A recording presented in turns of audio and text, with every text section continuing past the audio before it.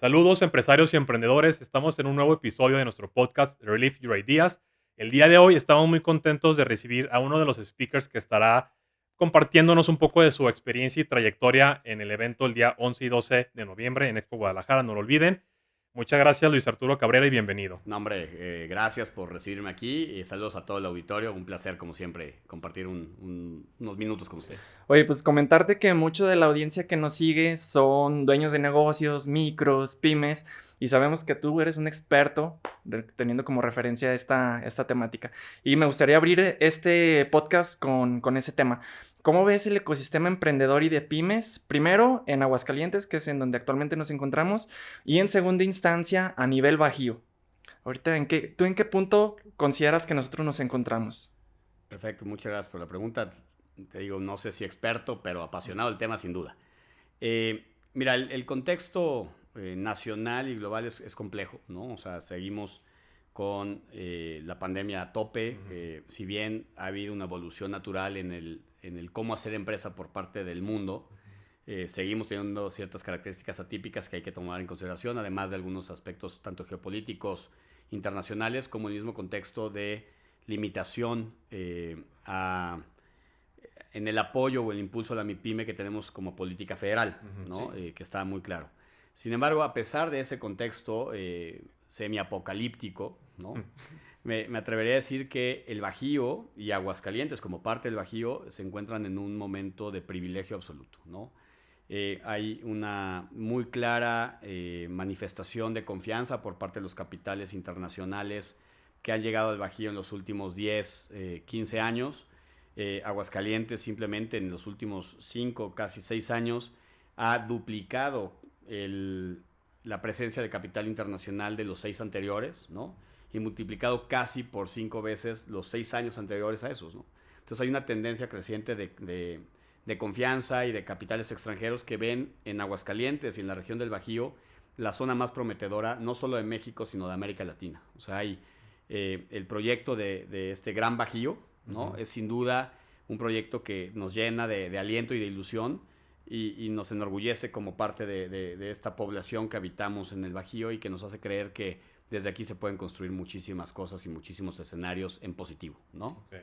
Fíjate que el episodio anterior justamente hablaba con Charlie que muchas veces el problema o el miedo que existe cuando uno está emprendiendo, digo, tú al final de cuentas eres también un emprendedor y que te apasiona este tema, pues es la incertidumbre, ¿no? Creo que nada más nos faltaba agregar en el FODA en amenazas una tercera guerra mundial abajo de pandemia, porque digo, es una situación que ya se está viviendo y pues un aspecto del macroentorno que pues no se puede controlar, pero que nosotros como emprendedores tenemos que adaptarnos a la situación, ¿no?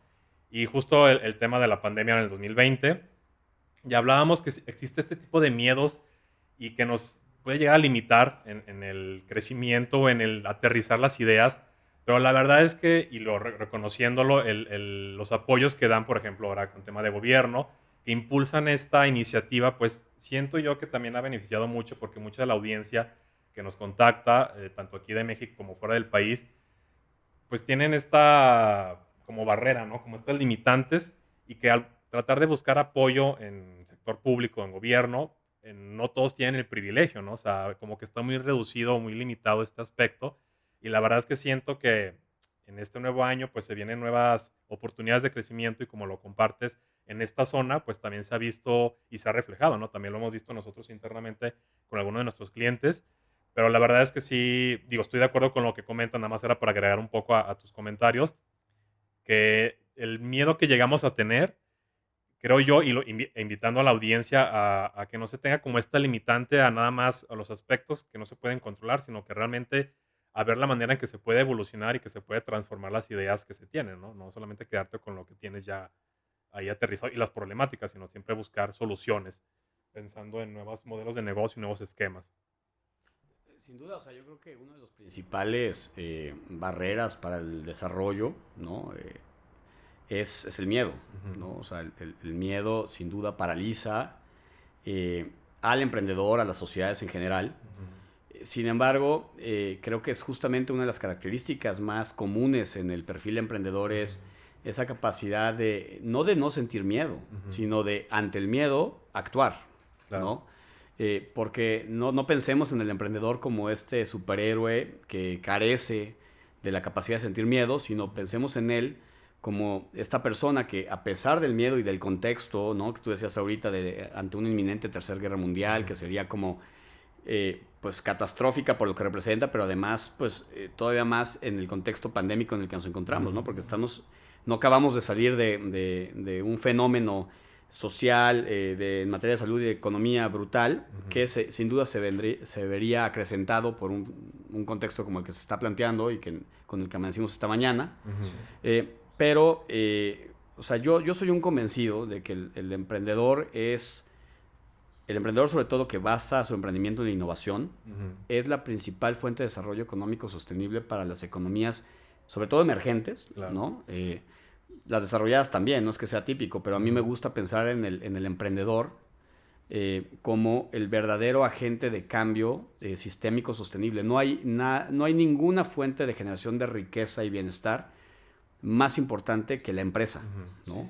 Nos tratan de vender, y un poco en alusión a lo que comentabas de los apoyos gubernamentales, el papel tan relevante del gobierno en el desarrollo económico, y la verdad es que es una falacia, ¿no? O sea, se nos olvida que el gobierno solo ejerce el impuesto derivado de la generación de riqueza que se hace en la empresa, ¿no? Sí. Entonces, como gobiernos nos toca la parte de administrar, de conectar, de vincular, de facilitar, pero sin duda el agente de cambio real, ¿no?, está en la IP, está en el emprendedor, en el innovador. De hecho, yo siempre trato de transmitir este mensaje en el momento que un país como México se dé cuenta que debe tener o depositar muy poca fe en los políticos y mucha fe en el emprendimiento y la innovación como herramientas, y la educación, por supuesto, claro, como herramientas de transformación, sí, quizá podamos empezar a dar esos pasos que necesitamos hacia el rumbo correcto, ¿no? Mientras sigamos teniendo fe en que es el camino de la política, y entiendo el por qué lo hacemos, ¿eh? O sea, en México, ¿cuáles dirían ustedes que son los dos principales habilitadores de movilidad social en este país? Yo creo, o sea, que los dos, lamentablemente en México, son la política y el narcotráfico, ¿no? Y entonces yo, como un apasionado del emprendimiento, creo que tenemos que luchar porque sea el emprendimiento el principal habilitador. Claro. Porque ante las limitadas posibilidades que te da un contexto como el que tenemos en América Latina y en algunos países emergentes, si no entendemos que hay caminos más sostenibles que la política y el narcotráfico, ¿no? O sea, entonces siempre la primera opción en el top of mind del ciudadano promedio va a estar primero la política y el narcotráfico por encima del emprendimiento. Claro. ¿Sí me entienden? Sí. Tiene que ser el emprendimiento el habilitador de movilidad social y de generación de riqueza, ¿no? Sostenible, durable, exponencial. Entonces, ahí la gran responsabilidad que tenemos los que participamos en esta industria, ¿no? Es una industria ya en una etapa de madurez, pero que también está en un momento de rebuscar y redefinir su identidad. Sí. O sea, ustedes están más que conscientes, lo saben muy bien, la desaparición del INADEM no es en sí la catástrofe que estamos viviendo. El INADEM, al final del día, fue la evolución del Fondo PYME, ¿no?, de Calderón. El INADEM de Peña fue la evolución del Fondo PYME de Calderón, que fue la evolución de la narrativa de los changarros de Fox, ¿no? Okay. Llevábamos de manera sostenida 18 años insertando en la psicología social del mexicano el emprendimiento y la empresa como una alternativa de vida. Okay. Ser empresario es vocativo, tan vocativo como ser arquitecto, ser mercadólogo, ¿no? No porque ser mercadólogo no sea ser empresario. Hay mercadólogos que son empresarios. Claro. Pero hay mercadólogos que son empleados de empresarios de la industria de la mercadotecnia, ¿no? Sí, o sea, sí. Entonces, creo que veníamos arrastrando de forma favorable a nivel psicología social una evolución en el entender la empresa y el emprendimiento como habilitadores de cambio. Y de repente llega el fatídico 2018, desde mi punto de vista, para el emprendimiento, no me meto en temas de política. Sí. Y se rompe el INADEM, pero con el INADEM no se rompe solo la institución, sino que se rompe también la aspiración del emprendimiento como alternativa de cambio. Desde mi punto de vista, de todos los daños que se pueden estar generando a nivel institucional, el daño más importante está en la psicología social, o sea, de lo que se refiere el hoy aspirar a una beca de joven construyendo el futuro, por encima de un apoyo que fomente el emprendimiento, ¿no?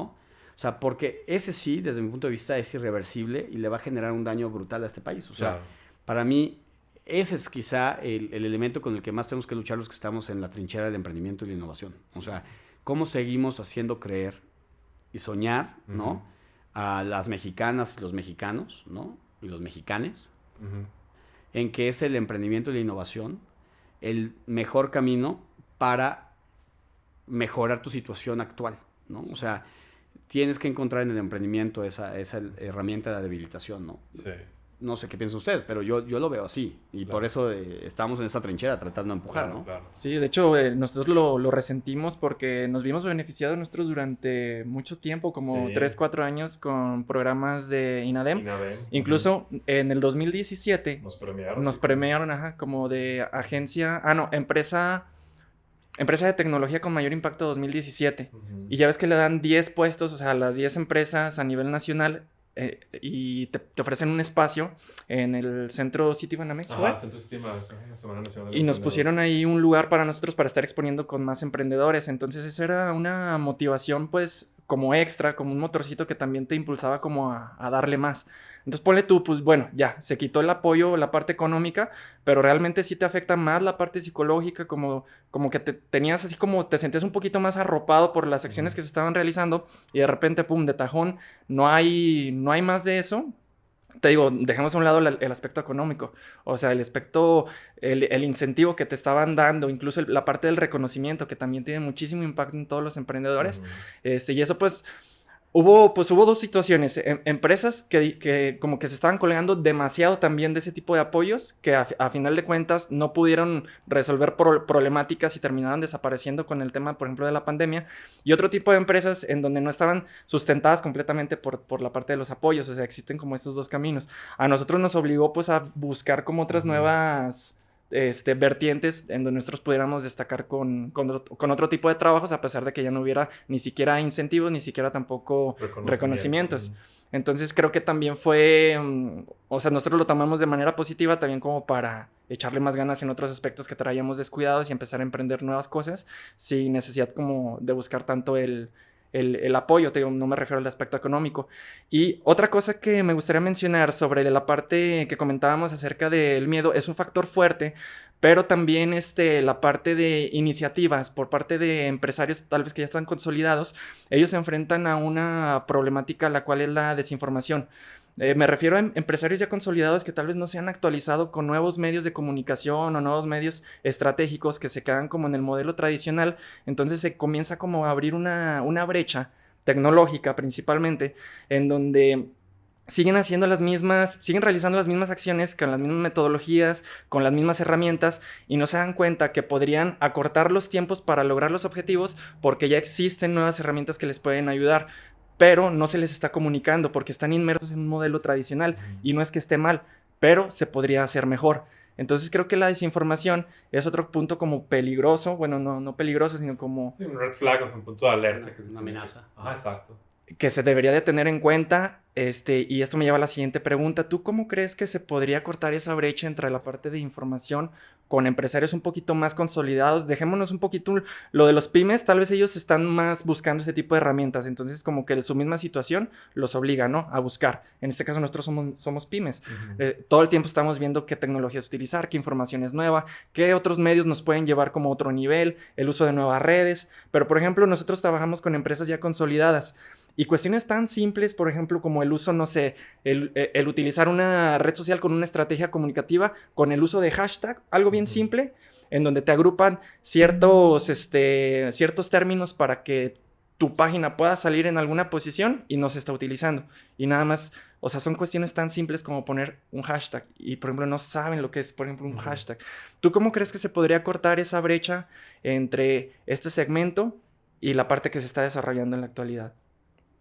Hijo, es una pregunta que no quiero comprometer una respuesta como poseedora de verdad, ¿no? Sí. O sea, yo creo que, por un lado, entiendo perfectamente lo que planteas, ¿no? O sea, tienes un perfil de empresarios consolidados que tienen una forma de ser y de hacer, que yo creo que la pandemia ante ese perfil de empresario, ¿no? La pandemia abrió una gran ventana de oportunidad al cambio, ¿no? O sea, no fue un cambio planeado, no fue un cambio premeditado, ¿no? Incluso decidido en una sesión de planeación estratégica, sino que es el cambio obligado derivado de un contexto mundial que cambió. Claro. Yo creo que hay empresarios y empresas consolidadas que fueron mucho más sensibles a entender que la realidad bajo la que ellos operaban ya no existe, ¿no? Y que entonces el cambio se vuelve necesario, no como parte de un ánimo personal, sino necesario para la supervivencia de la compañía en sí misma, ¿no? O sea, tenemos, por ejemplo, cuando haces el estudio de las 9 megatendencias del mundo que han prevalecido en los últimos 6, 7 años y que se piensa que seguirán ahí vigentes por los próximos 5 o 6, encuentras una que habla de tecnología permisiva, ¿no? Entonces, la tecnología permisiva nos dice, por un lado, tienes un nivel de desarrollo tecnológico, ¿no? Tal que se ha vuelto un habilitador del cambio como nunca lo vimos, ¿no? O sea, si tú hubieras querido ser, no sé, por ejemplo, había un emprendedor en León que decía que él había inventado Dropbox, ¿no? A nivel conceptual. Sí. Pero decía, pero cuando yo lo lancé en México, la velocidad del internet en México no permitía la subida y bajada de documentos de cierto calado en tiempos que fueran razonablemente eficientes, ¿no? Entonces la gente, si te acuerdas, cuando hacías una descarga de una canción a través de plataformas tipo Napster, ¿no? O Ares, pues básicamente le rogabas a la Virgen de Guadalupe que tu mamá no descolgara el teléfono cuando estabas conectado a través de un 56K, ¿no? Sí. Que literalmente implicaba el perder la posibilidad de recibir y sacar llamadas telefónicas, ¿no? O sea, quizá quien nos escucha, mucha de la audiencia va a decir, oye, este ponente viene del Pleitoceno, ¿no? O sea, pero no, o sea, eso, no sé qué edad tengan, ¿no? La verdad, Hugo y Charlie, pero yo tengo 38 y me tocó vivir ese momento donde pasé de no tener un celular a tener un celular, de no tener internet a tener internet, y esto mismo lo están sufriendo los empresarios consolidados, o sea, de repente los millennials, ¿no? Piensan que nosotros nacimos con un iPad en la mano, ¿no? Sí. Y con internet 24/7 en nuestros celulares y consumiendo streaming a discreción. Pero la verdad es que no es así. Entonces yo creo que un habilitador de cambio real fue la pandemia porque acuérdense que cuando tú vienes de un momento de status quo, ¿no? Que es el momento de las empresas tradicionales que han sido exitosas y que porque han sido exitosas en el pasado piensan que serán exitosas en el futuro haciendo lo mismo que han hecho en la tradición de los 50 años de la empresa familiar, ¿no? Que son estas empresas consolidadas que tú mencionas. Sí.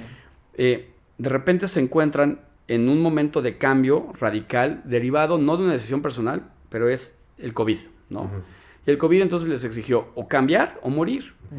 Algunas no se han dado cuenta que van a morir, pero van a morir, ¿no? Sí. ¿Por qué? Porque no fueron capaces de interiorizar el cambio como una necesidad real de la empresa y que no deriva, y esa es la parte yo creo que a veces que tenemos que entender como empresarios, que no hay planeación estratégica que sobreviva al primer contacto con la realidad, ¿no? Y en que en realidad el pensar que hoy yo diseño un modelo de negocio y una propuesta de valor y hago una segmentación de cliente basado en la propuesta de valor que yo soy capaz de idear desde la empresa, ¿no? Desde mi escritorio, es muy pretencioso. Hoy hay que entender que las empresas deben ser mucho más empáticas y mucho más sensibles a poder leer lo que está pasando a nivel demanda social para poder entonces adecuar su propuesta de valor a la demanda preexistente, ¿no? Ese modelo de Steve Jobs que decía, yo no le pregunto a la gente qué quiere, porque no saben lo que quieren hasta que yo se los muestro, pues parte de evidentemente un ego muy inflado de un emprendedor muy exitoso, que llega a ese momento en su vida donde cree que realmente él es el driver de cambio. Yo la verdad creo que fenómenos como el de Steve Jobs vamos a ver cada vez menos, ¿no? Sí los hay, pero pretender o aspirar a ser Steve Jobs, yo creo que también es parte de una narrativa de la que tenemos que alejarnos si queremos desarrollar el ecosistema emprendedor de México y de América Latina, ¿no? Sí, completamente. O sea, porque no debemos seguir, digamos, endiosando a las figuras, sino tenemos que hacer muy accesible y democrático el acceso al emprendimiento. Entonces hay emprendedores que no nacieron para ser Steve Jobs, ni quiere serlo, ¿no? Sino que el emprendedor puede ser altamente trascendental. Yo platicaba esto con unos amigos hace tiempo. Decía, oye, ¿cuál es el momento en el que debes dejar de pensar en crecimiento para tu empresa? La verdad es que a la gente no le gusta pensar así, ¿eh? O sea, yo te diría, yo prefiero tener una empresa con un nivel de facturación sano, ¿no? Con márgenes de utilidad ricos y que generen impacto social positivo y medioambiental, y que quizá no tenga que tener la preocupación por crecer a 3 dígitos anualmente de manera exponencial y digamos sin un plazo de tiempo. Sí. Porque quizá llegue un momento donde yo me doy cuenta que y estas generaciones como los millennials y los centennials lo están empezando a entender, sí. Prefieren calidad de vida por encima de un ingreso perpetuo creciente, claro. Sí, ¿no? Y ese cambio de paradigma también le genera mucho choque al empresario consolidado de la vieja escuela. Sí. Porque siempre hacían planeación basada en crecimiento. Sí, es numérico, todo el análisis. Pero es crecimiento económico, no bienestar. Sí, claro. ¿No? Y bienestar no del concepto de la 4T, ajá. ¿No? Sino hablo del bienestar de...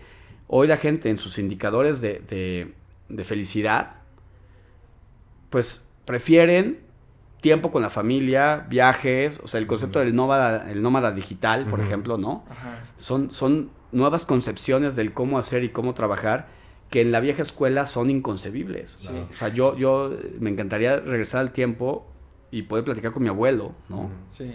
Sobre algunos temas, y sé que mi abuelo sería como una explosión cerebral el tratar de poner sobre la mesa estos conceptos, porque para él sí. El trabajo de 12 horas diarias era el único camino al desarrollo personal y la acumulación de riqueza, ¿no? Claro. Se podría decir que es como si tratáramos de voltear la pirámide donde anteriormente se trata de lograr consolidar la parte de financiera, la parte de números, para después pasar a este nivel de trascendencia, ¿no? Que va más ligado a lo que tú puedes dejar para el ambiente, en lo que tú puedes dejar para las próximas generaciones.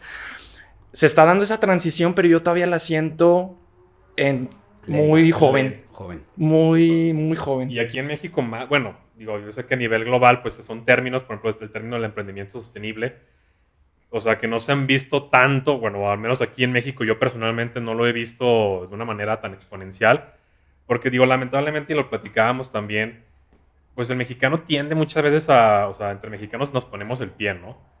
Dice un dicho que el peor enemigo del mexicano es otro mexicano. Yo la verdad, pues digo, he sido testigo de ello, pero a mí no me gusta como arropar eso que se argumenta, ¿no? Porque ¿cuántas veces nos quedamos limitados en ese sentido y no vemos más allá de lo que nos podemos apoyar entre nosotros como ecosistema? O sea, al contrario de, le está yendo bien a Charlie, pues yo también quiero pegarle y hacer competencia y, o sea, afectarle, ¿no? O sea, en lugar de, ok, fomentas el emprendimiento, yo también, podemos hacer un ganar-ganar, hacer un match, ayudarnos. Y, o sea, como que siento que ahí está la parte limitada en cuanto a la mentalidad de solo ver números y yo quiero estar aquí triunfando en la parte de riqueza, hablando meramente de dinero y no en trascender en lo que yo aporto para el mundo, para la sociedad, para mi metro cuadrado, ¿no? O sea, como que nos quedamos ahí muy, como que tambaleándonos. Es que, fíjate, o sea, voy a hacer una mención de un nombre, ¿no? De esos falsos gurús, ¿no? Sí. Carlos Muñoz, sí. ¿No?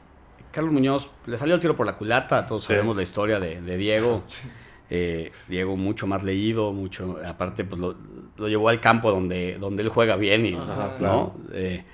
Pero si tú ves la argumentativa de Carlos, o sea, Carlos era muy en su discurso, era muy agresivo y decir, como te ven, te tratan, hay que ser exitoso entendiendo que el éxito es igual a la capacidad de generación de riqueza ilimitada, ¿no? O sea, sí. Tú ves toda su narrativa va hacia alguien es exitoso en la medida que puede generar mucho billete, sí. ¿no? Ese concepto sé que hace con ciertas audiencias y es súper exitoso, ¿no? O fue súper exitoso como influencer un tiempo, pero desde mi punto de vista, ese modelo, justamente el modelo de Carlos Muñoz, es el modelo que ya no puede prevalecer en el mundo. Fíjate, desde el punto de vista de consumo, sí, y este es un dato que gira por ahí, no sé cuál es la fuente original, pero lo he escuchado en muchísimos foros en distintos momentos, dicen que si los 7,000 y pico billones, los 7,000 millones de habitantes que hay en la Tierra, consumieran en la escala de consumo que consume un norteamericano promedio, necesitaríamos 5 veces la Tierra en su capacidad productiva, ¿no? Entonces, si tú haces un pequeño análisis de ese dato, tienes de dos. O pensar en que tenemos que incrementar 5 veces la capacidad productiva de la Tierra para poder satisfacer esos niveles de demanda, o tenemos que empezar a cuestionar si la demanda del norteamericano promedio es sana para la sostenibilidad del planeta, ¿no? Entonces, desde el punto de vista del cerdo capitalista, claro, incrementemos por 5, ¿no?, la capacidad productiva. Sí. Desde el punto de vista de la sostenibilidad, es una pendejada, perdón. Sí. ¿No? O sea, estamos pensando en que la arrogancia del ser humano es tal que nos hace creer que somos capaces de generar de forma ilimitada riqueza, bonanza, desarrollo económico, cuando el modelo capitalista que nos vendieron, ¿no?, Adam Smith, la mano invisible, que será la derrama, ¿no?, natural de la riqueza exacerbada, la que caiga de forma, digamos, natural para que los más pobres lleguen a cobijarse con esta gran generación de riqueza, ¿no? No sucedió. Ya el modelo económico capitalista que nos vendieron ya no jaló, ¿no? Yo sí creo que estamos en un momento de repensarlo y como emprendedores nos toca hacer esa chamba. O sea, hoy necesitamos emprendedores y ya lo estamos viviendo, ¿eh? Sí. Con un nivel de conciencia mucho mayor. O sea, y también creo que así como hay emprendedores con mayor nivel de conciencia, empieza a haber consumidores con mayor nivel de conciencia, ¿no? El consumo consciente es una tendencia y para mí es una tendencia que está llegando para quedarse y para ir incrementando de manera radical, ¿no? Sí. ¿Tú crees que esta responsabilidad de generar este agente de cambio está recayendo en los nuevos empresarios, nuevos emprendedores, o tú a quién le pudieras atribuir como esta responsabilidad? Porque, no sé, de repente en algunas situaciones específicas consideramos que nosotros somos como los responsables de ciertos aspectos, ¿no? Por ejemplo, yo estaba checando como, yéndonos a la parte de la educación, del modelo educativo tradicional. Decía, bueno, ¿de quién es la culpa? ¿Del estudiante que no está reclamando o exigiendo que se les dé como temas que cuando salgan de la universidad los van a poder aplicar, o de los que ya egresamos y que estamos viendo que es muy diferente a lo que se está aprendiendo, a lo que se está aplicando y que tampoco dijimos nada, o de los maestros que no están informándose como para transmitir esta educación, o del gobierno? Entonces, igual, pues si la pregunta es como muy genérica, pero ¿hasta qué punto, por ejemplo, el emprendedor es responsable para que suceda esto? Yo creo que desde las distintas trincheras todos tenemos niveles de responsabilidad, ¿no? Sí. O sea, como emprendedor sí creo hoy, o sea, yo he sido catedrático 14 años, me ha tocado dar clases en universidades de todo tipo, ¿no? Sí. Desde universidades de élite hasta universidades clase medieras, más de esfuerzo. ¿Qué diferenciación encuentro, por ejemplo, en el perfil de un estudiante de uno y del otro? Creo que el estudiante de élite tiene más acceso a conversaciones relevantes en las mesas de su cocina, ¿no? O sea, de su comedor. Y por más tarugo que uno sea, algo aprendes, ¿no? Sí, o sea, claro, algo aprendes. Sí. En contraposición, el estudiante más clase mediero normalmente me tiende a exigir menos contenido relevante. Sí lo veo y siempre me estoy madreando con ellos en el sentido positivo, me encanta la clase, pero de repente les digo, a ver, señores, ustedes tienen que entender que el poder ser universitario en este país es un privilegio, ¿no? Lo damos por sentado, o sea, pareciera que universidad está en tu bucket list como lo que siguiente que tienes que hacer, pero hoy todavía, por el nivel de profesionistas que tenemos, como parte de la gran totalidad de mexicanos que existen, sigue siendo una pequeña élite, ¿no? Sí. Entonces, el que el estudiante no asuma la responsabilidad que implica el estudiar en la universidad que estudies. Sí. El poder dedicarle, aunque tengas que trabajar, pero poder dedicarle 4 o 5 años de tu vida a estudiar en alta especialización, debería responsabilizar a la gente, ¿no? Y no creo que como estudiantes todos vivimos esto, no sé, me imagino que todos aquí tenemos un grado académico, quizá no éramos conscientes mientras estábamos estudiando, ¿no? Entonces, claro que hay chamba por hacer desde el catedrático, de tratar de transmitir el gran sentido de responsabilidad que implica ser universitario. Sí. Yo hace poco me vi en la penosa tarea de reprobar a 2 personas, ¿no? Y me pidió la universidad que los pasara, no las mencionó, ¿no? Para no quemar a nadie. Ajá. Y renuncié a la universidad. Porque decía, es que no es justo para el resto de sus compañeros tener que compartir un título universitario con estas 2 personas. Claro. Pero entonces también las universidades tienen que asumir el rol de responsabilidad que tienen de decir, no todo mundo puede ser ingeniero, no todo mundo puede ser licenciado, el modelo alemán es contundente, ¿no? O sea, hay gente que desde chiquito, ni modo, no das para ingeniero, pues si quieres, sin ser despectivo, vas a tener que ser un técnico en otro tema, ¿no? ¿Y por qué? Porque yo creo que el mismo mercado va depurando, ¿no? Sí, pero también las instituciones tienen que estar a la altura de tomar las decisiones incómodas en los momentos precisos, porque si no, ese estudiante mañana va a ser juez o va a ser ministro, y qué peligro para la sociedad, ¿no? Sí. Entonces, desde el punto de vista del emprendedor, lo mismo. O sea, yo sí creo, yo le daba clases a un grupo de estudiantes que de repente empecé a ver con cada vez más frecuencia. Yo siempre doy clases de emprendimiento. Sí. Entonces, cada vez veo con más frecuencia el ingrediente social o medioambiental implícito en el modelo de negocio. Sí. Entonces, yo siento que algo está cambiando a nivel paradigma que hace que el emprendedor de hoy sea un emprendedor más consciente Sí. y que entonces está incorporando la narrativa social o medioambiental en su modelo de negocio. Uno, porque es buen negocio, pero dos, porque también creo que hay un nivel de evolución genética, y esto está medio esotérico, Sí. Ajá. que hace que el ser humano esté empezando a cambiar en muchas cosas si quiere sobrevivir, Sí. ¿no? Entonces, tenemos hoy, por un lado, emprendedores que están generando valor de una forma distinta, emprendedores que también, o sea, yo te aseguro que no aspiran, o sea, imagínate si todas las empresas de este país tuvieran tasas de crecimiento como Google. ¿Sería bueno o sería malo? Es insostenible. No puede haber, en el caso de Aguascalientes, 54,000 Googles, Claro. ¿no? ¿Por qué? Porque eso implicaría una demanda de energía brutal, Sí. una demanda de talento brutal. O sea, no hay talento para alimentar empresas de ese tamaño. No lo hay, ¿no? Oye, ¿lo podemos formar? Híjole, difícilmente. O sea, yo creo que primero agonizaría el mundo antes de generar la capacidad de talento que se necesita, salvo que lo empecemos a sustituir por inteligencias artificiales y por tecnología. Ya. Pero al final, ¿qué implica la tecnología? Hablábamos hace rato de la tendencia de tecnología permisiva. Sí. Hay poca reflexión, por lo menos en los círculos en los que me toca a mí sentarme, sobre... Se habla mucho de educación dual, ¿no? Y de cómo seguimos alimentando los planes de estudio universitarios para que satisfagan las necesidades de la empresa en México. Sí. Pero poco estamos hablando de que, lamentablemente, un porcentaje muy grande de esos chavos técnicos universitarios no van a tener chamba en los próximos 10 o 20 años. Ya. ¿Por qué? Porque lo que no se habla es que la empresa altamente tecnificada va a empezar a sustituir, ¿no? A través de automatización y robotización, mucha de la chamba que hoy hace el técnico. Ya. ¿Qué están haciendo los países en materia de política pública y planes de estudio, un poco lo que platicabas hace rato, Sí. para prepararse, para reconvertir a la gente? Sí. O sea, porque el tema... Había una política que estaba en el discurso del candidato panista a la elección del 18, ¿no? De Ricardo Anaya, Sí. que la gente como que no entendió, ¿no? Y es la bronca de Ricardo. Creo que no alcanza a aterrizar de repente los conceptos para que la gente lo entienda. Pero él hablaba de el ingreso único universal, no sé si se acuerdan. Sí, sí, sí. Entonces de repente la gente dijo, no, pues es lo mismo que las pensiones que está dando acá el presidente. Sí.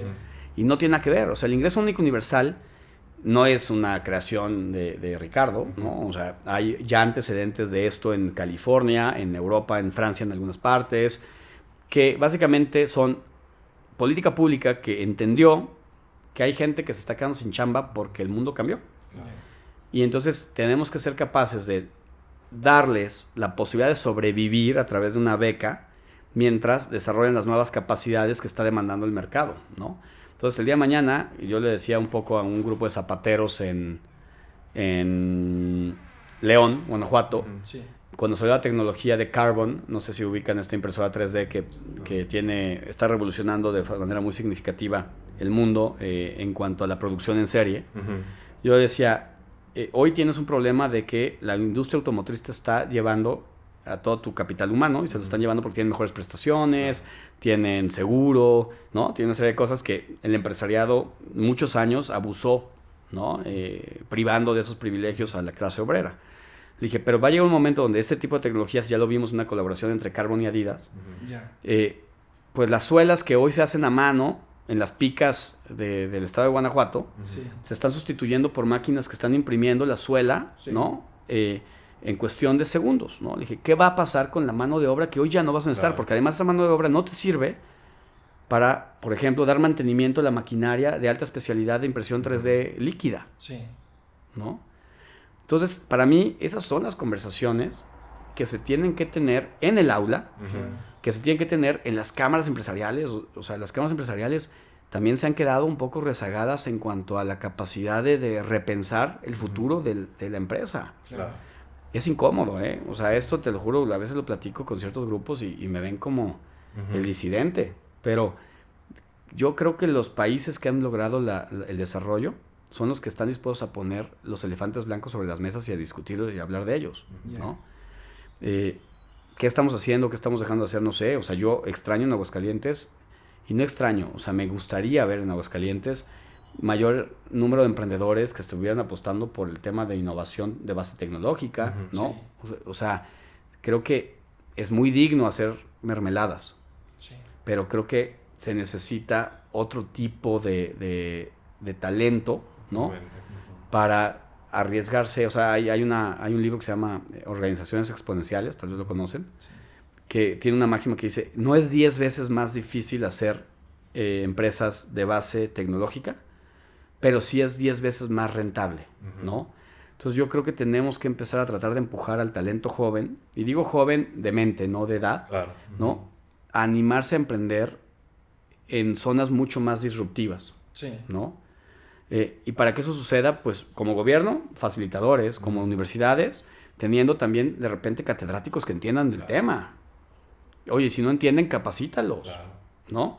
Pero también como alumno, o como ciudadano a pie de calle, pues también despertando esa hambre de decir, pues sí, es que está más fácil el envasar la receta histórica de los chiles en escabeche de mi abuela, que pensar en decir, oye, ¿cómo genero un nuevo modelo, por ejemplo, de incorporación tecnológica para incrementar la producción por hectárea de chile, ¿no? Que es tecnología, pues sí es tecnología, es innovación, claro que es innovación, en el campo, ¿no?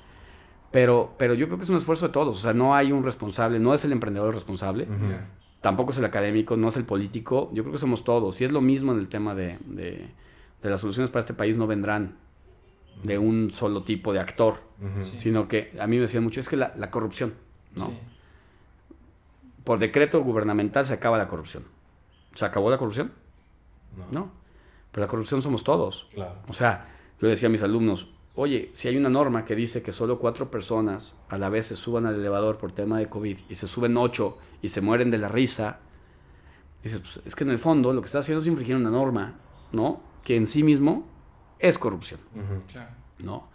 Nos cuesta trabajo señalarnos como agentes del problema, como parte del problema, ¿no? Y es más fácil poner la responsabilidad hacia allá. Pero no sé, creo que hay mucho por hacer. La verdad es que sí sigo pensando que el emprendimiento es una gran herramienta, ¿no? Pero tampoco le pondría toda la responsabilidad solo a los emprendedores, ¿no? Porque creo que no nos alcanza solo con más emprendedores. Creo que hay más cosas que hacer y corregir, ¿no? Oye, Luis, y en tema personal, ¿cuál es tu proceso interno? O sea, con esto que nos has platicado, ¿cuál es tu proceso interno que llevas día con día? O sea, con el que inicias literalmente la mañana y te da pues, mindset o esta mentalidad para, pues, seguir firme en este contexto, ¿no? Sí, porque tienes retos bien fuertes, como, no sé si tendrás así como tipo ritual de inicio que digas, sí, esto me pone pero activo y voy con todo, frente a todos los retos con los que ahorita te estás encontrando.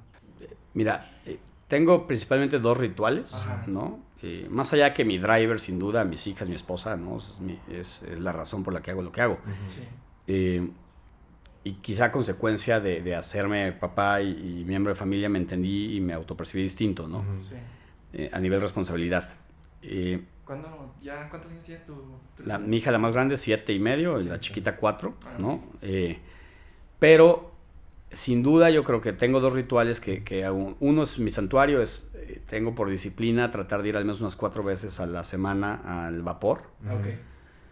Uno, porque para mí sí es como un reset, ¿no? O sea, y me ayuda, y yo creo que en la vida cualquier hombre o mujer necesita un santuario, el que sea. Hay quien lo encuentra en la iglesia, hay quien lo encuentra en la guitarra, ¿no? El mío es ese. Y quizá la rutina que más tengo, que lamentablemente tengo temporadas del año donde soy súper consistente y tengo temporadas donde no tanto y pongo cualquier pretexto, pero en el fondo me gustaría ser más consistente en él. Leí un libro hace muchos años que se llama El Club de las 5 de la mañana, ¿no? La verdad me pareció un libro bien interesante. Tiene muchísimas premisas que después ya se vuelve complejo el ritual, pero el ritual inaugural me parece muy bueno, muy valioso, y lo he hecho en, la verdad, ciertas temporadas de mi vida, y lo tengo súper medido, ¿eh? Cuando lo hago, mi nivel de desempeño se incrementa exponencialmente, ¿no? Mi rendimiento, mi concentración, mi enfoque. que es básicamente levantarme a las 5 de la mañana, o cercano a esa hora. Más que las 5, creo que el ritual lo que establece es, hazlo en una hora donde no haya distractores, ¿no? Entonces, si la dinámica social en tu vida empieza a las 8, pues quizás levantarte a las 6 es suficiente, ¿no? En mi caso, a las 5 me funciona, a 5 y media máximo, porque si no ya corro el riesgo de que se despierten mis hijas y me rompen esa capacidad de estar conmigo. 20 minutos de ejercicio, principalmente intensivo en cardio, ¿no? O sea, que sí te genere un poco como de fatiga, para que haya cierta oxigenación y esfuerzo. 20 minutos de meditación, ¿no? Y 20 minutos de aprender algo nuevo al día. Son 60 minutos de ti para ti, que parece que no, pero yo sí creo que en los momentos donde lo he desarrollado, sí siento que hay un avance muy significativo en mi salud, 2, en mi concentración, y 3, en esta información que es tan necesaria si te quieres mantener vigente, ¿no? O sea, y no solo vigente, sino a la cabeza, porque al final del día, yo le decía a mis alumnos, mira, la única ventaja competitiva sostenible de una empresa, de un gobierno, de una familia, de una sociedad, es su gente. Entonces hay que trabajar en la gente, y yo creo que la gente que trabaja en sí misma, al final del día, pues sí se pone en una posición de privilegio y de responsabilidad, ¿no?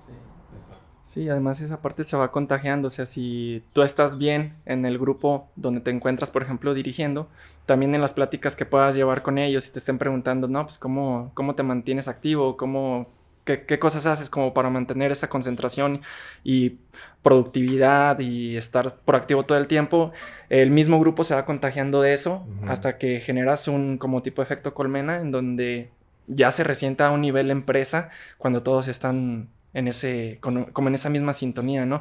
Entonces, si el cambio viene de manera individual, en algún momento se va a ver reflejado en el entorno. Ajá. Sí, nos sucede mucho aquí en la parte de la agencia. Siempre lo comento que como es la mayor parte son creativos o diseñadores, llega un punto en donde tienen una saturación, en donde tienen que a fuerza dejar de trabajar. Entonces viene como un momento de relajación, lo tratamos de hacer todos para que pues es ese como reseteo para que otra vez puedan encontrar como esa solución al problema creativo, porque cuando tratas de forzar como la parte creativa no la vas a encontrar. Entonces yo creo que cuando se logra tener esa sinergia con tu equipo, pero que inicia de una manera individual, es donde realmente puedes ver cómo trasciende tu equipo de trabajo. Entonces creo que esa podría funcionar como mucho para los emprendedores también que nos siguen y que están formando ahorita, por ejemplo, sus grupos de trabajo, como que tratar de pensar de manera colectiva. Primero sí, claro, individual, pero después va a tener un impacto de manera colectiva. Sí, sin duda. Quizá como última reflexión un poco en ese sentido, la dinámica del día a día, ¿no? Termina cobrando una factura muy cara a los emprendedores y a los profesionistas en general. Sí. En algún momento estamos inmersos en un rush, ¿no? Brutal, donde creemos que mientras más saturación haya en tu agenda, significa que eres más fregón, más productivo, ¿no? Cuando en realidad te das cuenta, o sea, por ejemplo, yo escuchaba hace poco una reflexión de Jeff Bezos, ¿no?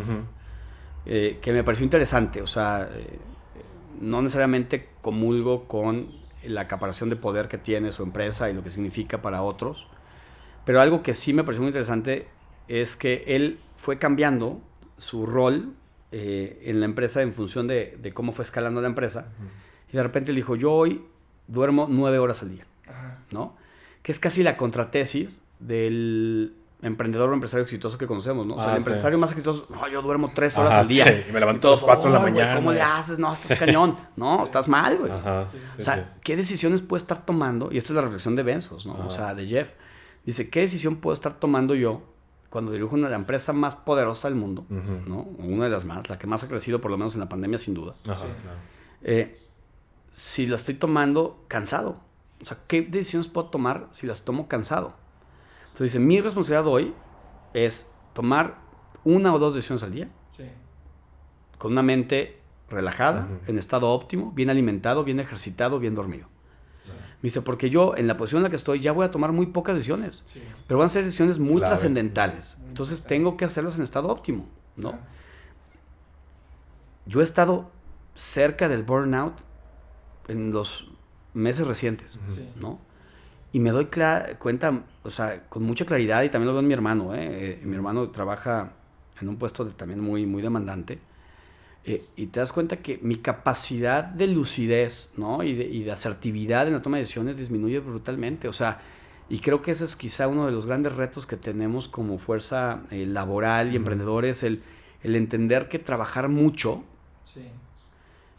no necesariamente te lleva a tomar las mejores decisiones, ¿no? Porque lo haces cansado, ¿no? Claro. O sea, a mí cada vez con más frecuencia me dicen algunos de mis cuates, te ves muy cansado. Y no me siento orgulloso de eso. O sea, en vez de que me lo vanaglorien y, ay, no, qué fregón. No, lo estoy haciendo mal. Exacto. Lo estoy haciendo mal, ¿no? Y también se trata de, no puede haber cambio sin reflexión, claro. ¿no? Entonces, la verdad creo que estamos en el camino, ¿no? Creo que en la medida que regreso a mis rituales y regreso a mis espacios de reencuentro y de reconexión, incremento mi capacidad reflexiva de lo bien o mal que estoy haciendo en ciertas materias, ¿no? Y para mí esa sería una invitación también a la gente a reflexionar sobre eso, ¿no? O sea, ¿cuál es la vida que quieres tener y por qué? Y es la última reflexión del pescador, que seguramente han escuchado, ¿no? Que llega un empresario connotado a una aldea y se encuentra un pescador que tiene una pequeña lanchita y le pregunta, oye, tú, ¿cuánto facturas al día? ¿No? Yo unos 2,000 pesos. ¿Y cuántas horas trabajas al día? Dice, no, pues unas 2 horas. Dice, oye, ¿estás consciente que si trabajaras 8 horas al día, ¿no? Pues podrías facturar 4 veces lo que facturas, ¿no? Sí. Dice, pero a ver, ¿cómo es tu rutina del día? Entonces dice, no, pues me levanto, prendo el fogón, caliento mi café, desayuno con mis hijos, ¿no? Después salgo a pescar un rato, regreso, comercializo la mitad de la pesca, la otra mitad nos la preparamos ese día, comemos pescado y marisco fresco todos los días. Por las tardes ayudo a mi esposa en las labores de la casa, cultivamos el traspatio, ¿no? Y entonces llega un momento donde dice, la reflexión un poco es como, oye, pero si con 8 podrías tener más gente trabajando para ti, para comprar más lanchas, para, ¿no? Y entonces le da una serie de argumentos y dice, ¿y qué gano con eso en el fondo? Ah, pues tener tiempo para descansar y cultivar tu... Bueno, pues es que eso yo ya lo tengo hoy, ¿no? O sea, y eso se nos olvida. Sí. Claro. O sea, se nos olvida que a veces el por qué estamos haciendo, por qué haces lo que haces. Claro. Sí, y el valor que tienen las relaciones personales, a final de cuentas, es con lo que te quedas, ¿no? ¿No? La persona y también el respeto que le tienes a tu santuario, de que es tu cuerpo, ¿no? Y darte cuenta que de repente quizá la vida que siempre soñé y añoré dentro. Yo le decía a mi esposa, yo a los 40 le voy a bajar el ritmo, ya tengo 38, ¿no? ¿Quién me garantiza que llego a los 40? Con este ritmo, ¿no? O sea, quizá cuántos casos conoces de gente que aspiraba a tener la vida de sus sueños mañana y nunca llegó al mañana, ¿no? Situaciones fuera de control, ¿no? O sea, completamente, todo. Me acordé. O sea, pregúntale a un ucraniano ahorita, ¿cuál es su futuro? O sea, lamentablemente no depende de él. Claro. Vi una publicación, fue un análisis que estaban haciendo de lo que le preguntaron a un grupo de personas que estaban a punto de morir, o sea, medio fatal, pero una de las cosas de las que se arrepentían y que coincidía con muchas de las personas que ya estaban en ese punto era que decía se arrepienten de haber trabajado tanto. Claro. Yo cuando le dije, ay, cabrón. Pero es que sí, o sea, imagínate hacer ese recuento y que digas, madres, todas estas horas se me fueron en puro trabajo y todas las relaciones las dejé a un lado. Amigos, todo tú mismo. O sea, el haber vivido, el haber trascendido, que es lo que estábamos tratando ahorita de comunicar, ¿no? O sea, de voltear esta pirámide tradicional que se fundamenta meramente en el aspecto económico y numérico y la trascendencia pues ha quedado olvidada. Qué bueno ahorita que ya pues las nuevas generaciones traen ese cambio, ¿no? Y sí se nota muchísimo.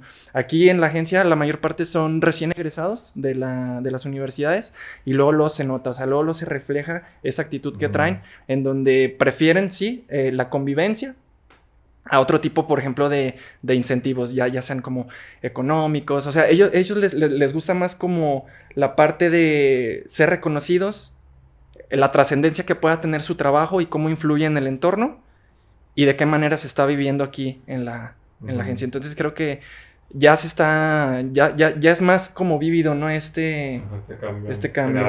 Paradigma. Claro. Fíjate, somos la primera generación que estamos econométricamente comprobado que vamos a ser más pobres que nuestros padres. Sí. Como generación mundial, ¿no? Y no significa que es porque lo estamos haciendo mal, es porque también el contexto en el que ellos crecieron, o sea, la bonanza del desarrollo económico posguerra, Segunda Guerra Mundial, fue brutal, ¿no? O sea, se acabó todo, entonces empezó la producción en masa, la industrialización, entonces empezó a haber un tema de generación de riqueza. Entonces, por un lado, si dices, a ver, yo cuando le digo esto a mis alumnos, les veo las caras así como de desilusión, de no manches, ¿no? Sí, pero por otro lado también estamos en una generación donde el cambio del paradigma respecto a la propiedad cambió. Y parece una tontería, pero, por ejemplo, mi padre, un gran coleccionista de jazz, tiene una colección de CDs de jazz brutal, ¿no? O sea, le encanta y todavía yo le digo, ya no compres, tienes Spotify, hombre, ¿no? O sea, pero no, porque para él tiene un valor. La posesión, la propiedad es fundamental, ¿no? Okay. Entonces, la generación de nuestros padres compraba casas, compraba coches, compraba terrenos. Las nuevas generaciones valoran más el acceso, ¿no? Que la propiedad. Claro. Entonces, hoy tú le dices a un chavo promedio, oye, cómprate un coche, pues, ¿para qué? O sea, prefiero en vez de comprarme el coche que me va a amarrar a una renta vitalicia, ¿no? Durante 4 o 5 años para pagarlo. Prefiero tal vez gastármelo en experiencias, en viajar, ¿no? Cuando antes eso hubiera sido una tontería. O sea, realmente en el paradigma de mi abuelo, lo primero era trabajar, casarte, comprar una casa, ¿no? O sea, había como un bucket list de propiedad, propiedad, y amarre y anclas, ¿no? O sea, entonces yo creo que también ese tema del paradigma respecto a la propiedad, para mí es muy prometedor, o sea, porque creo que hoy en el fondo el cambio de ese paradigma en lo particular también disminuye o tenderá eventualmente a disminuir la demanda de bienes, ¿no? No de servicios. O sea, yo creo que los servicios se incrementarán de forma radical, pero los bienes quizá llega un momento donde, la verdad, yo sí creo mucho en el tema de consumo colaborativo, ¿no? Y las sharing communities, y el día de mañana decir, oye, ¿cuántas veces al año utilizas tu taladro? 4. Ok, ¿por qué no? O sea, es una tontería comprar un taladro. Salvo que seas un carpintero o ¿no? O sea, que sea parte de tu modus vivendi. Pero ponte a pensar, o sea, yo tengo un taladro en mi casa, que es su casa. ¿Cuántas veces lo uso al año? Pues 4 o 5, ¿no? Oye, existe un modelo en Europa que hoy está permitiendo a la gente acceder a una plataforma tipo Amazon, donde tú le dices en un peer-to-peer community, ¿no? Persona a persona, oye, necesito un taladro, ¿quién lo tiene? Pues resulta que Charlie, que vive aquí cerca, tiene uno y entonces me lo renta, ¿no? Y voy a pagar, en vez de comprarlo en 3,000 pesos, voy a pagar 150 pesos, ¿no? Por usarlo un par de horas, ¿no? Pero entonces el nivel de demanda de taladros va a empezar a bajar paulatinamente porque el cambio de usos y costumbres se modificó, ¿no? O sea, hay un cambio ahí radical. ¿Cuánto tiempo nos va a tomar? No sé. Creo que hay sociedades mucho más conscientes de esto que nos llevan ventaja a Europa, sin duda, mucho más avanzado que Estados Unidos, ¿no? Pero sí creo que al final del día también el concepto de el nacionalismo está cambiando y por lo tanto el día de mañana va a ser más común encontrar estilos de pensamiento afines en México con Suecia que te hagan ser más semejante ese sueco y ese mexicano que el mexicano con otros mexicanos, ¿no? Y eso a mí me llena la verdad, de ilusión y de esperanza. O sea, yo espero que el cambio radical en el estilo de pensamiento nos permita repensar el mundo en el que vivimos, en el que queremos, y alcanzar a tomar medidas drásticas a tiempo. Porque hoy sí, no sé si han visto este reloj que está publicado en Times Square en Nueva York, que dice que básicamente nos quedan 6 años, 6 años, ¿no? O sea, no 60. 6 años para hacer irreversible el tema del daño ecológico y la viabilidad de la vida en la Tierra, como la conocemos. Son 6 años. Entonces, o sea, si es actuar hoy o ya no actuamos. O sea, y claro, la gente luego ve esto como, es el movimiento nuevo de los hippies, ¿no? Pues, híjole, yo creo que es más bien una sociedad consciente que te está buscando sobrevivir. Sí, no, ya se siente. Por ejemplo, ahorita salió la noticia de que en Monterrey nomás les queda como 60 días de agua porque tienen ahorita una sequía tremenda y hasta la gente ya salió a rezar, güey. Ahí en pues siempre aquí en Aguascalientes siempre se ve que, o sea, está limitado y en cualquier parte, ¿no? O sea, los recursos de toda la vida. Es algo ya tangible. ¿Se acuerdan cuando se acabó la gasolina? ¿Sí? ¿Cuánto tiempo? No me acuerdo, si fue un par de semanas. Sí. hubo muertos en Guanajuato por gasolina. Ujú. Imagínense cuando sea por agua, No, Sí. ¿no? O sea, hoy estamos sacando agua a 600 metros en Aguascalientes. sí. O sea, tú me dices, oye, ¿qué debería estar tratando de resolver el emprendedor hidrocálido? El tema de agua, Ujú. ¿no? O sea, no hay una necesidad más brutal y más urgente para este estado que el agua, Claro. ¿no? Soluciones puede haber miles, ¿no? O sea, no, Sí. no una. No solo es un tema de, sistemas de captación pluvial, Ujú. pues llueve poco, vas a captar poca, ¿no? Exacto. ¿Qué más puedes hacer? Sí. ¿No? Y creo que hay retos muy interesantes. A mí me encantaría ver ciudades mucho más proactivas Sí. y estados generando retos de innovación abierta Sí. para tratar de, en vez de pensar que es un servidor público el que puede inventar el hilo negro desde un Ujú. escritorio, tendrá que ser la sociedad hidrocálida y del mundo Ujú. la que ponga toda su intelequia y su creatividad Ujú. en beneficio de los problemas que realmente son importantes. Sí. O sea, eso es lo realmente importante. O sea, porque en verdad sí creo que estamos cerca de empezar a ver fenómenos migratorios Ujú. muy radicales como consecuencia de la inviabilidad de las ciudades, Ya. ¿no? O sea, ya los hay por estados fallidos. Ujú. O sea, vean lo que pasa con Centroamérica, ¿no? Son estados fallidos Sí. que generan fenómenos migratorios brutales. África tiene algunos, algo de Asia, ¿no? Pero yo creo que viene ahora una nueva ola pronto Ujú. de ciudades fallidas Sí. como consecuencia de que no pensaron y repensaron a tiempo Sí. en materia de sostenibilidad, Ya. ¿no? Y Ojalá esto- y no, o sea, espero equivocarme. Sí, sí, Sí. sí. Pero sí creo que Está son está- escenarios Claro. que están ahí. Ajá. Es difícil porque este problema pues ya está aquí a la vuelta y tampoco se ven como que muchas acciones de pues como que de así como que Dios Cosas de agentes de cambio para justamente prevenir o hacer este cambio, ¿no? Que se Sí. busca. Sin duda. pues pero todas están en qué tan conscientes como sociedad somos como para también empezar a hacer estas inversiones, no económicas me refiero, sino también de ideas o tal vez que vengan desde la universidad, con cursos, para resolver este tipo de problemas. Perfecto, pues con esto podemos cerrar este podcast. Luis, te agradecemos muchísimo que hayas compartido tus experiencias, tus conocimientos con nosotros. Y bueno, Luis va a estar con nosotros también en Guadalajara en este evento. 11 y 12 de noviembre en Expo Guadalajara, no se lo pueden perder. Ya pueden adquirir sus boletos en reliefideas.com. Luis, muchísimas gracias por tu Hombre, tiempo. gracias a ustedes y pues gracias por ese espacio para compartir algunas ideas. Sí, por último, Luis, ¿cómo te pueden encontrar en redes sociales? Soy como @Luis Cabrera J en Instagram, Ajá. también Luis Cabrera J en Twitter y tengo un alter ego que se llama Woody the Foodie, ¿no? Ah, Es sí, sí, @Woody the Foodie, bueno, Woody.thefoodie Ok. Sí. en Instagram, que esa es una de mis pasiones ocultas, ¿no? El tema de la comida y la cocinada. Ok. Perfecto. Luis. Muchas Muchísimas gracias, gracias. Luis. No, hombre, encantado, gracias a ustedes. Gracias, emprendedores.